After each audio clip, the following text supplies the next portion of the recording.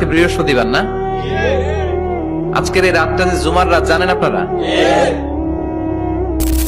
আমরা বাংলাদেশে মনে করি জুমার দিন শেষে যে রাতটা, ওইটা মনে হয় জুমার রাত। আসলে ওইটা শনিবারের রাত।